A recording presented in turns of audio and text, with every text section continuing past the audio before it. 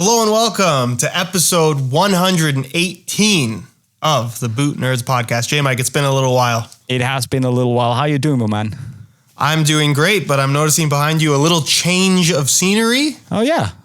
So as you may have heard last time we talked, I have basically moved. But thankfully, I'm still doing my job at Unisport, and I'm also still doing the podcast with you. So that is good. I brought my boot wall with me, and I am, let's say, in the process of putting it up. That's a lot of football boots, 700 plus pairs.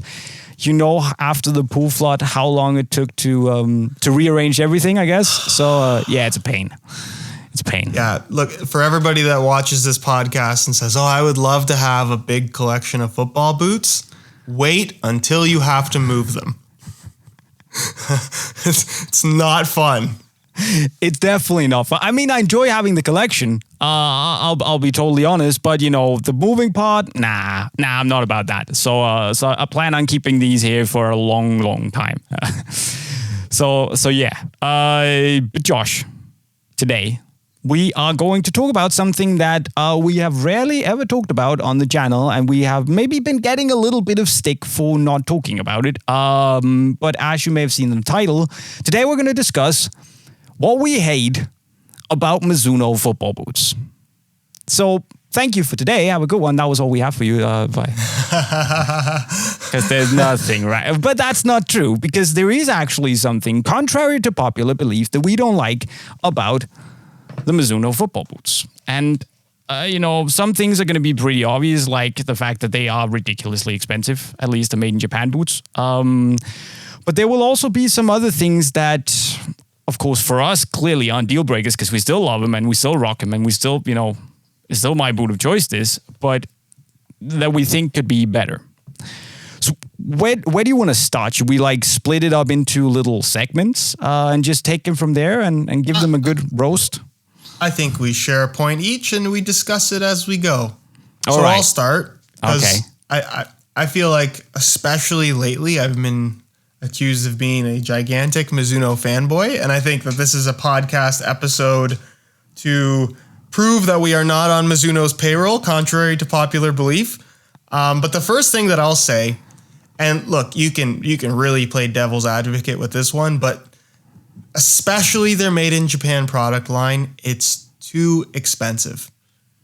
Yes. It just is. Yes. It's way more, football boots as a whole are already expensive when you're talking about high-end options, but they're $25, $35, sometimes $45 more expensive than anything from, I guess, the bigger brands or the more notable brands when you're talking about football boots. Yeah. Look, if you take the regular Cup Japans, they are at the moment 305 euros. Are they more expensive, right?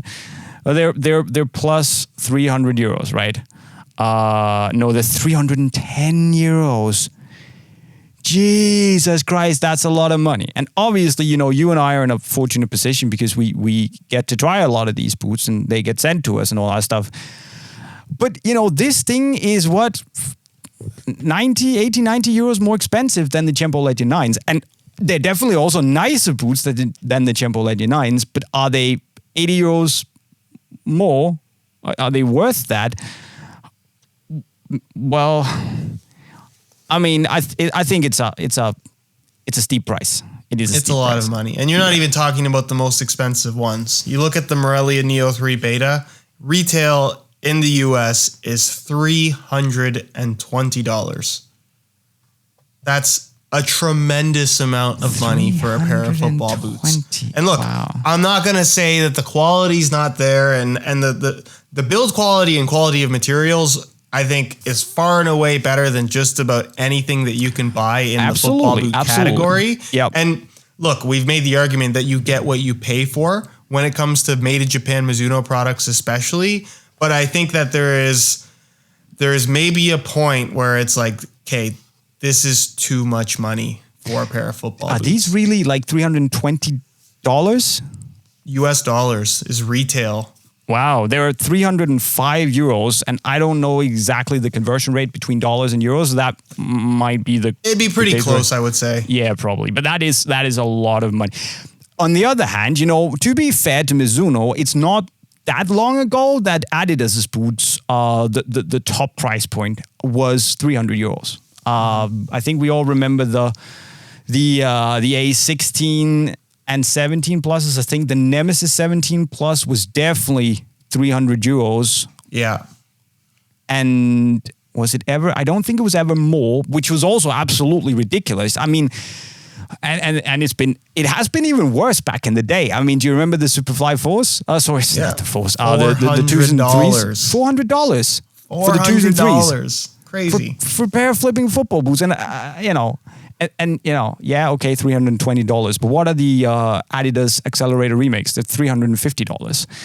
It's just all getting out of hand. Look, I understand, as you say, that quality costs money, and they cost a lot of money to make. Hence, they also need to be sold at a higher price. But what if they had them at, let's say, 270, 280 euros? Would they make a little less? Yeah, sure they would. Would they sell more? I think they definitely would. Because there's the whole snob effect that more expensive stuff seems more luxurious, and it definitely is a luxurious football boot. But wouldn't it still seem very expensive and very luxurious if it was 280 euros? I think it would. Look, I think we've made this argument with Puma. We've made this argument with New Balance, where they can make the greatest boot in the world, but if the pricing is the same or more than what Nike and Adi have on offer, there's going to be a large chunk of consumers that are just never going to consider that product. And I think Mizuno is, while they have a very established and loyal customer base, I think that they kind of shoot themselves in the foot a little bit in terms of trying to attract new people to the brand. And look, me and you can talk about how great the product is all we want all day long, as we pretty much do already. But when you're talking about a football boot that costs $70 more than a Vapor 14 Elite, that's a tough sell for 99% of the population. It is. And that brings me on to the next point that I want to mention, and that is their elite products. Because to me, that is also, obviously choice is good, and having a really, really good football boot that's cheaper than their Japan boots, that's also a little bit annoying. But for me, the elite and the Japan boots pose a problem, because the elite boots are so good, and they're 200, 220 euros? I think they're 200 euros. Mm-hmm. The 200 euros, that's actually ridiculous. I should know, I just made a video on it. Anyways, it's been a long summer, man. But hear me out. The Replica Cup Elites and the Mizuno Aurelia Neo 3 Beta Elites are 100, 105, 110 euros cheaper than the Japan boots. And when you hold them in your hand, you can definitely feel a difference. When they're on your foot, you can feel a difference. But is it worth those extra 100 euros? Don't get me wrong. I would always choose the Japan model if I could. But if I'm not a super duper hardcore aficionado nerd, I'm going for the Elite every single day of the week because it's such a good boot. And for me, it's just like they come out here and say, yo, buy this because this is the best. Mm-hmm. And then they give people the chance to buy something that is almost as good for a third of the price. Yeah. No, that's not 2/3 of the price. Quick maths and all. But, they shave a third of the price off. Why on earth would normal people who don't know and who haven't heard us, dropping absolute bombs on how good this is, why it's worth buying this, why on earth would they go for this? It's not logical. Yeah. Do you know what I mean? Yeah, do you know what I mean? That's true. No, you're 100% right. Like where is the justification for most people? And I think at that point, when people see two different products that look nearly identical, but there's $100 price difference between them, I think not only does that make them not want to buy the more expensive option, I think it confuses a lot of people, and perhaps even that alone turns people away from the Mizuno brand. The other thing I'll say about that in regards to the Elite models is availability. You guys in Europe are a little bit spoiled in terms of having everything available, but if you want to purchase within the US, I'm not sure if this is down to US retailers not wanting to carry elite models or if it's Mizuno not making them available, but you can't get them. It's as far as I'm aware, elite products you're only going to be able to get in Europe and probably most Asian markets, right? So probably they just don't have availability is a factor with pretty much Mizuno boots in general in North America, but certainly the elite models are pretty much non-existent. And we only carry the beta version with the knit sock. I mean, there's also the normal non-beta version with the standard OG Mizuno Morelia New 2 style tongue, which you can also get, I think, as elite. Probably not as Japan. I don't think I've seen it around, but I might be wrong. I mean, there's so much stuff going on in the Asian market with the Mizuno boots that I've lost track. Okay, so that was me ranting over the elites, which is, I mean, I know it's stupid and it's kind of spoiled to rant over something that's nice. But for me, just it causes a problem for Mizuno because it confuses people and it kind of cannibalizes their top price point because the elite's so good. Yeah. I mean, I think they're up there with the Puma boots as the best value for money boot in the market. Oh, easily for sure. Next point of criticism for Mizuno that I have to share, and this is one that I'm kind of just realizing right now as I'm scrolling through a product page full of Mizuno products. Their boots really look quite similar. Like if you really don't know what you're looking at. They all have the logo's in the same spot. The logo's about the same size. They have a very similar appearance to them. And I think that's something that for a lot of people, look, the football boot industry is all about hype and what's new and what's exciting and stuff like that. And I think Mizuno, especially over the last 2 years, has done a really good job with their colorways. I haven't loved all of them, but I think a good chunk of them have been incredible looking. Yeah. With that said, I think the vast majority of people have already made their decision on whether or not they like the look of Mizuno products. And unfortunately, there is a significant chunk of those people that just don't like them.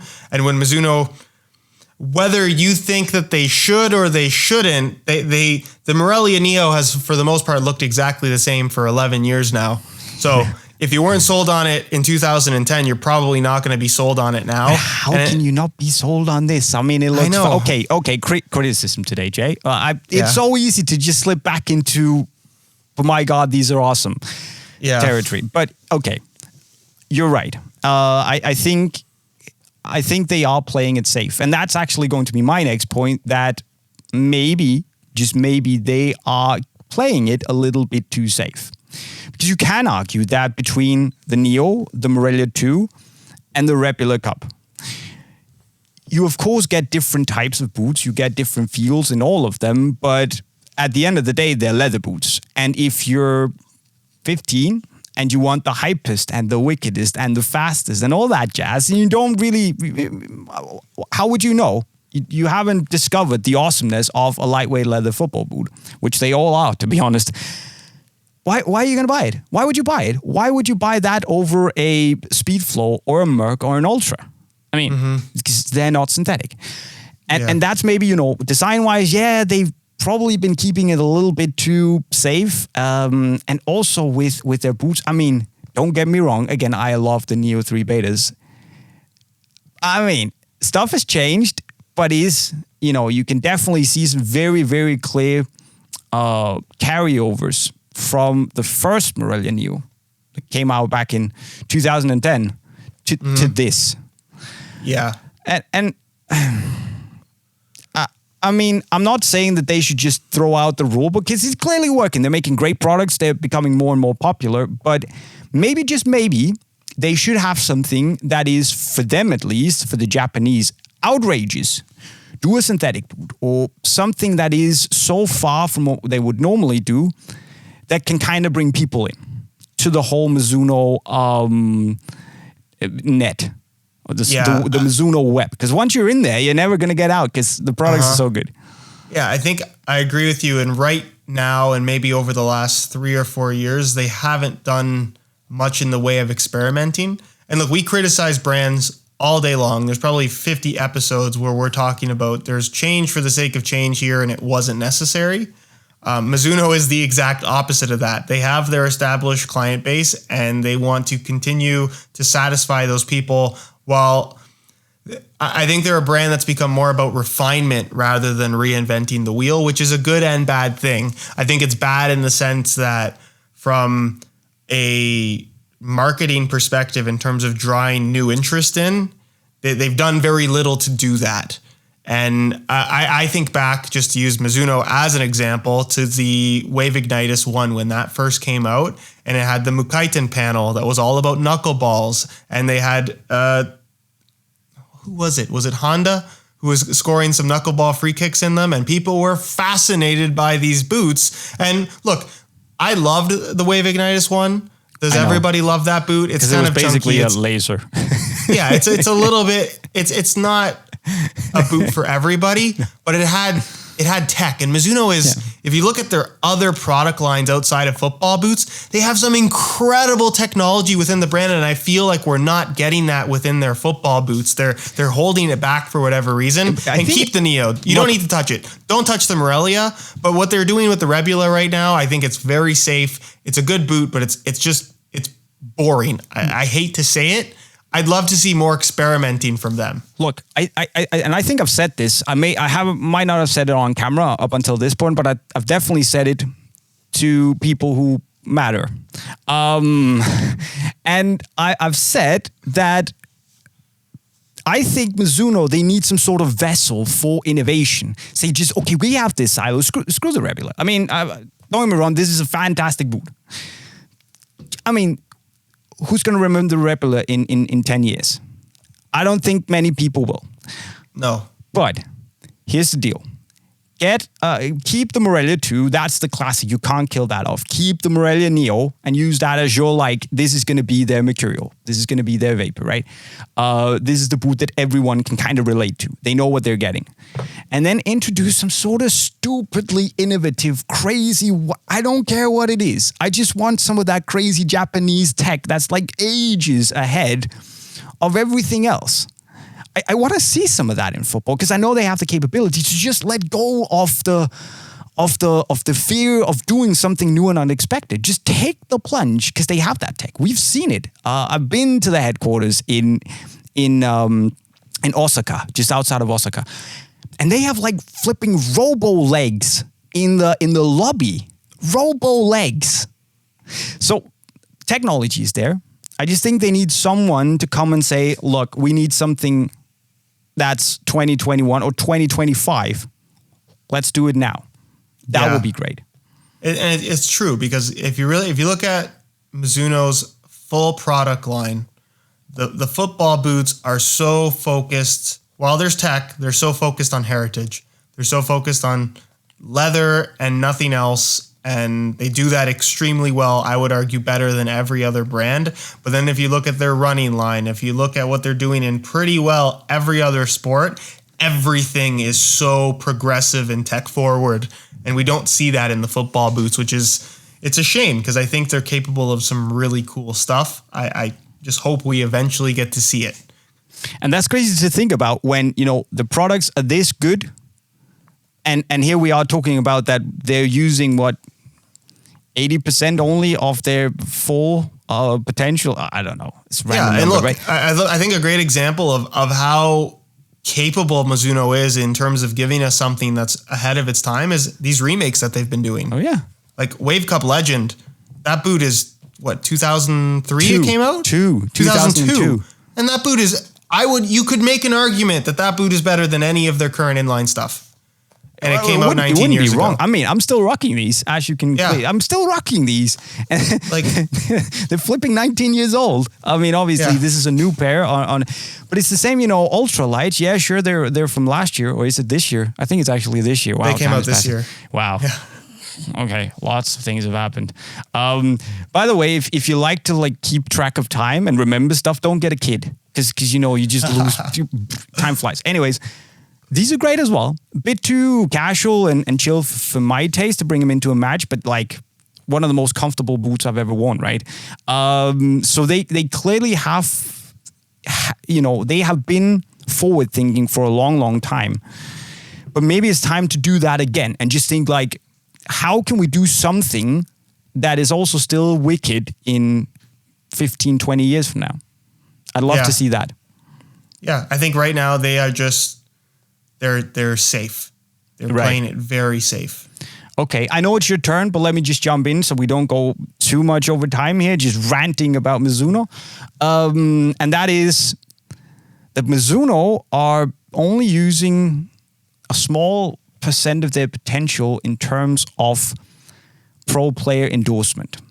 Because yes, it's a money thing, obviously. They don't have the same spending power of Nike and Adidas and Puma. And yet still, if you look at their size in Asia, they're massive. I mean, there must be so much money in that company. I know it's probably, without knowing too much, so don't kill me for it, but it's probably a different mentality since it's a Japanese company too, spending money on player endorsement and all that stuff. But still, I mean, it's there. And football players, obviously, they understand hard coin. But they also understand great product. So I'm just saying, a push like Puma, once every 5, 6, 7 years, they just go crazy, sign everyone. We've seen that a couple of times. Just do it. Get some big players in just to see it get some sort of visibility in. And Jay, I agree with you. As much as I feel like I've told people, I don't know how many times, that what pros wear is not really relevant to what they would actually choose to wear. But you and I and people watching this, they know. Yeah. But again, 15-year-old people, who think that whatever Ronaldo wears is the best. I mean, it's a great boot today, but don't get me wrong. But you said, they need someone who isn't us, who's actually good at football and an international icon, all that jazz. No disrespect, my man, but no, it's funny. But I like you just laugh at me. Yeah, it's funny. I am an icon. No, that was jokes, funny. Jokes, that was good. but you know what I mean? It's like, I'm not saying they should go out and just blow the entire budget on players, but it feels like there's room for improvement there, at least. Mm-hmm. And I agree with you. And I don't think they should go the Puma route of just buying up all kinds of players, because I don't think they have the budget that Puma has, first of all. But I think what New Balance has done in the last couple of years, I think, has been really clever. I think they've signed very key players that offer a lot of value to the brand. They bring a lot of eyes on the boots that wouldn't have otherwise been there. And I really think that Mizuno really just needs 1 or 2 big names rather than 100 small ones. Oh, yes. I think that's going to be the most important thing for them. But again, it seems like their mentality has been that they are content with the niche market that they have. And there's very little desire to expand on that, which is a shame considering how good the product is. I definitely think they want to expand the market, but I just don't maybe think that what I would do is aligned with what they want to do. Yeah. So I'd just spend money. I'd go find someone, as you say, New Balance is a great point. Sadio Mane is like the dream player for a company like New Balance, because, he gets a lot of exposure. He recently won a lot of stuff individually. He's doing great. Seems a great human being, doing lots of charity and all this. He's a great role model, great ambassador to have for your brand, right? They just need one of those. I mean, Jasper Cillessen, cool. Has anyone ever bought anything because Jasper Cillessen, no disrespect, my guy, but has anyone ever bought a boot because he wore it? Now they need someone do like New Balance, sign someone exciting, up and coming talent, get him in the boots. I think that would. They need to it's hard for me to say they should sign this guy, but I look at a guy like Conte and think, wow, that'd be a good signing. Yeah. Right? Yeah. I think that would be a good signing for them if they could make that happen. But who knows, It's ultimately it's a shot in the dark, and you could sign someone and they could get injured the next time they step on the pitch, and you just spent all that money for nothing, right? So it's really, really difficult to say who would be the right guy, but I think that the fact that they haven't even tried it lately is not a good thing. Someone like Bernardo Silva, something like that. Deep thought. Yeah. I mean, he's not Brazilian, but I mean, you just want to stay in that realm of Brazil. Obviously, he's Portuguese, but with the heritage of that, maybe. Yeah. Look, we'll a take big 10% name. Mizuno. A big name goes a long way. We saw that with Neymar and Puma. And look, you can't sign a guy like Neymar necessarily, but it can definitely give the brand a boost. So we're going to round up our thoughts. I just need to ask you about the new Puma King. You've seen our review, obviously. Have you had the product yet? No, not yet. Okay. I should have them today. Okay. I'm looking forward a lot to hearing what you think. I was surprised because I saw the boots and I'm like, oh, they look. I don't love the aesthetic. I think it's not as pretty as the original King Platinum. Right, but I was surprised that it was not what you thought it was going to be. Yeah, so was I. But final thoughts, Josh, on Mizuno before we round it up. I have one more complaint, and that is their laces. I'm hoping you're going to agree with me. What are the laces? Where are they getting these laces from? What are they? Why are they so fuzzy? Why do they absorb so much water? Why are they as chunky as they are sometimes? It's just, I don't get it. I feel like they are actually adding 5 grams of weight to the boots because of the laces that they use. And I 5 grams, who cares, right? But the laces they're not great. They definitely it's the one thing. If you do everything to the most premium way possible, why are the laces the way they are? It's weird to me. I've never really thought about this, but you're actually right. Yeah, the laces are rubbish. Worst laces in the industry. Yeah, maybe. I mean, I call myself a boot nerd, but I don't really have a ranking of laces. We should do that one day. Totally. So yeah. Anyways, Mizuno, we still love you, but you can tighten up here and there. That would be nice, please and thank you. And if you do and you sell a lot more boots, as per usual, we will take 10%. 10%, please. Thank you very much. Questions, Josh. We have a few. What do you think are the best AG boots out at the moment? Asks Tim Cheek.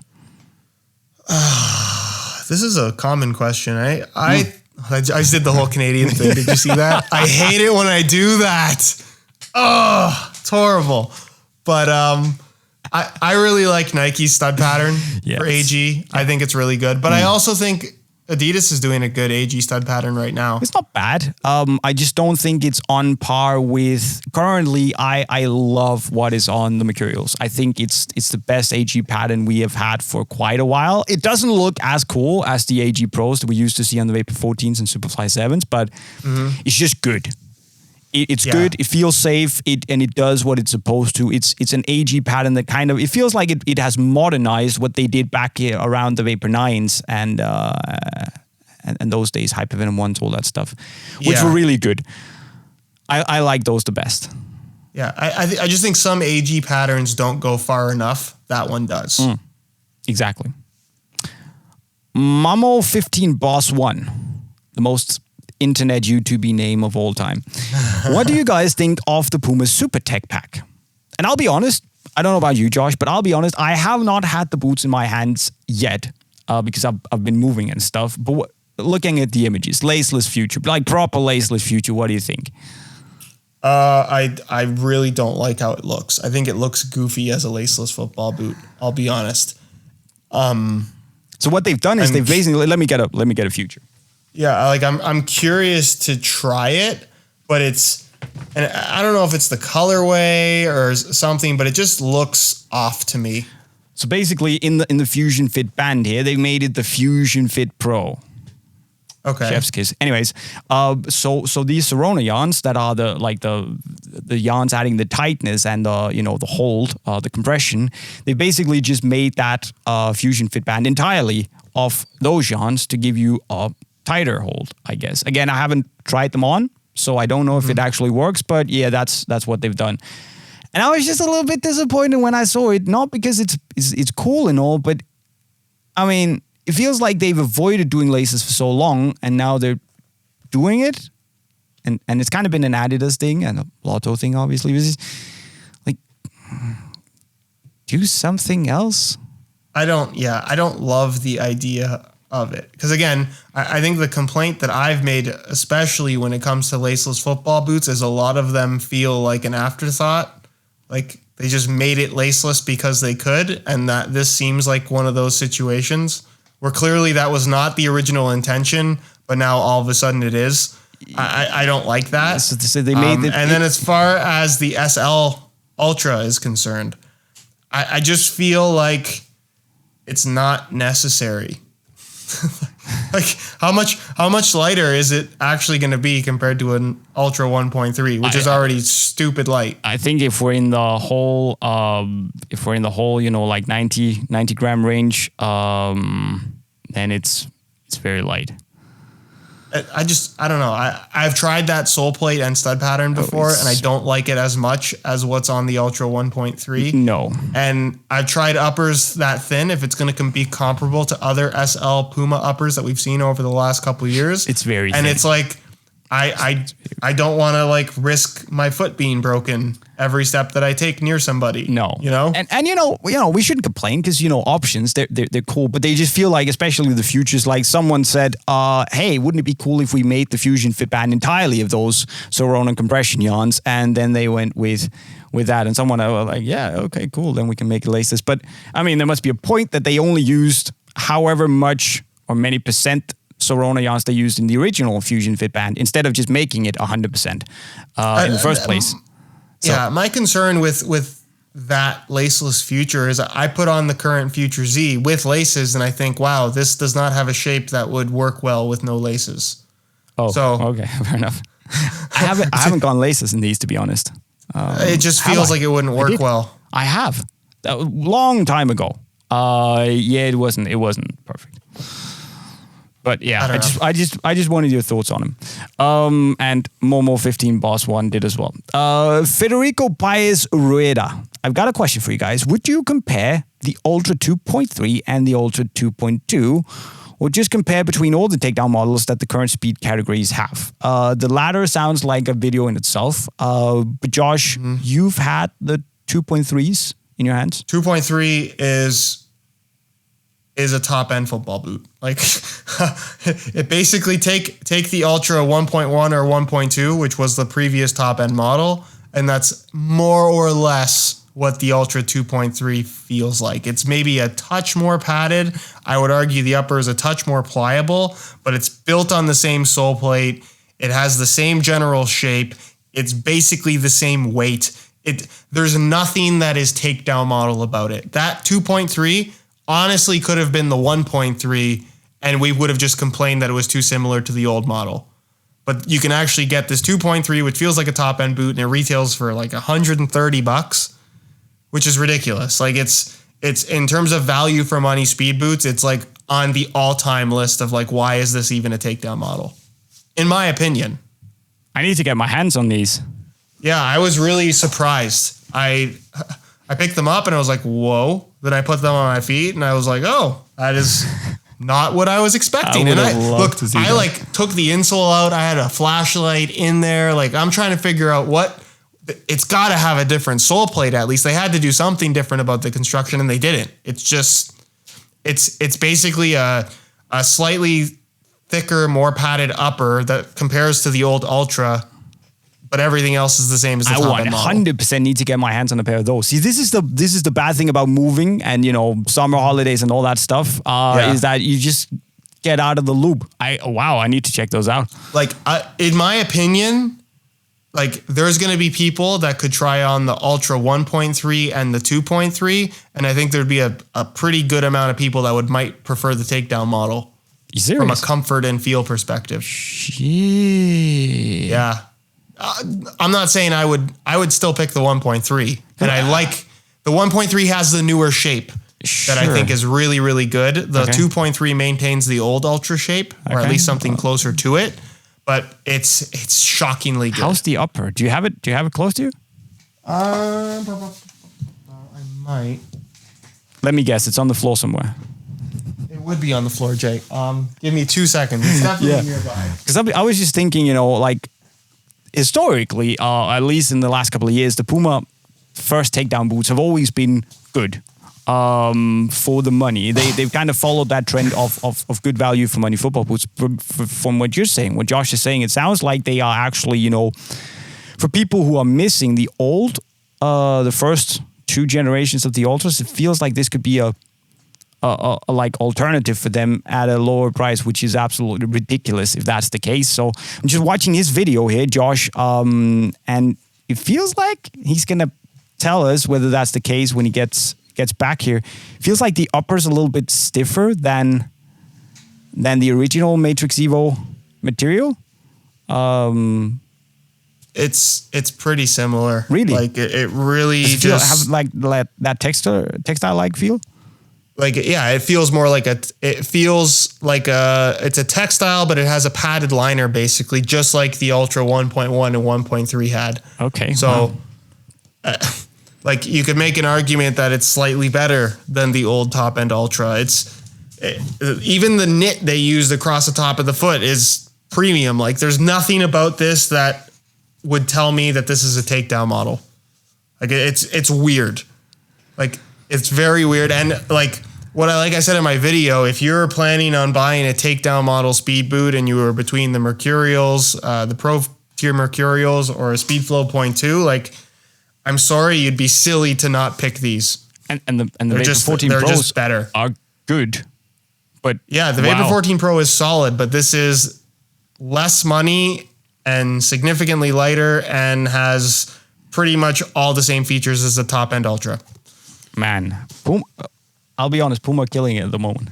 Absolutely killing. We might not be the biggest fans of that Super Tech Pack, but I mean they are doing well. Let's just put it that way. Yeah. So Mizuno, Puma, they're doing well. We still love you, Mizuno. Puma, you're awesome. Keep doing what you do. And that was all the questions we had for today. Of course, if you have any questions that you would like us to answer, leave them in the comment section right down below. We're going to get back to you. We're going to get back to this more regular upload scheme now that all the summer moving jazz has gone out of the way. So yeah, any questions, comments, let us know what you think about Mizuno, good and bad, in the comments down below as well. Now, of course, if you want to go and watch Josh's take on the newest Puma boots or whatever else he has to say, there's a lot of good stuff. Go and check out his channel and subscribe to him by clicking the bubble over his head. You can see what I'm up to at Unisport. Click the bubble over my head. And finally, of course, make sure that you've subscribed to the Boot Nerds podcast by clicking the white bubble in the middle of the screen. And with those words, I have been JayMike, and I approve this message still. Thanks for watching. Later, guys.